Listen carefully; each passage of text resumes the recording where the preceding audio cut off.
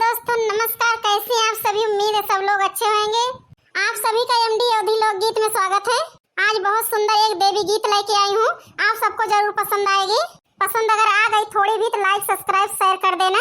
चलो शुरू करते हैं। निमिया के पेड़ बड़ा भारी, जहाँ बैठी मैया हमारी। निमिया के पेड़ बड़ा भारी, जहाँ बैठी मैया हमारी। ना मोरी मैया के महला दो महला, ना मोरी मैया के महला दो महला।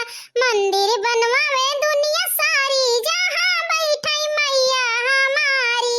ना मोरी मैया के महला दो महला, ना मोरी मैया के महला दो महला। मंदिर बनवावे दुनिया सारी, जहाँ बैठी मैया हमारी। निमिया के पेड़ बड़ा भारी, जहाँ बैठी मैया हमारी। निमिया के पेड़ बड़ा भारी, जहाँ बैठी मैया हमारी। नारे मोरी मैया के बागा बगीचा, नारे मोरी मैया के बागा बगीचा। फुलवा चढ़ावे दुनिया सारी, जहाँ बैठी मैया हमारी। नारे मोरी मैया के बागा बगीचा, नारे मोरी मैया के बागा बगीचा। फुलवा चढ़ावे दुनिया सारी, जहाँ बैठी मैया हमारी। निमिया के पेड़ बड़ा भारी, जहाँ बैठी मैया हमारी। निमिया के पेड़ बड़ा भारी, जहाँ बैठी मैया हमारी। नारे मोरी मैया के तालाई नारा, नारे मोरी मैया के तालाई नारा। जलवा चढ़ावे दुनिया सारी, जहाँ बैठी मैया हमारी।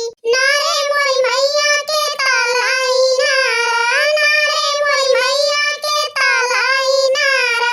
जलवा चढ़ावे दुनिया सारी, जहाँ बैठी मैया हमारी।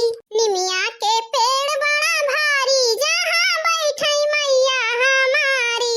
निमिया के पेड़ बड़ा भारी, जहाँ बैठी मैया हमारी। नारे मोरी मैया के गैया भैंसिया, नारे मोरी मैया के गैया भैंसिया। दूधवा चढ़ावे दुनिया सारी, जहाँ बैठी मैया हमारी।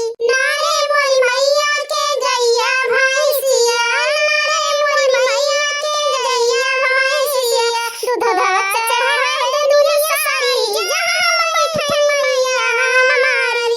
निमिया के पेड़ बड़ा भारी, जहाँ बैठी मैया हमारी। निमिया के पेड़ बड़ा भारी, जहाँ बैठी मैया हमारी।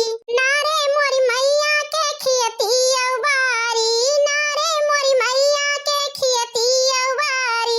अक्षत चढ़ावे दुनिया सारी, जहाँ बैठी मैया हमारी। नारे मोरी मैया के खियती औबारी, नारे मोरी मैया के खियती औबारी। अक्षत चढ़ावे दुनिया सारी, जहाँ बैठी मैया हमारी। निमिया के पेड़ बड़ा भारी, जहाँ बैठी मैया हमारी। निमिया के पेड़ बड़ा भारी, जहाँ बैठी मैया हमारी। हाँ भाइयों बहनों, हमारी देवी गीत कैसी लगी आप सबको कमेंट में जरूर बताना। थोड़ी भी अच्छी होगी तो लाइक सब्सक्राइब जरूर से जरूर कर लेना। या कोई भी गीत डालूं तो आप सबके पास सबसे पहले पहुंचे। हमारे गीत का आनंद लें आप सभी लोग। मिलते हैं अगले गीत में, तब तक के लिए बाय बाय। तब तक के लिए आप लोग खुशियों में अपने परिवार के साथ खूब खुश रहिए। Bye by.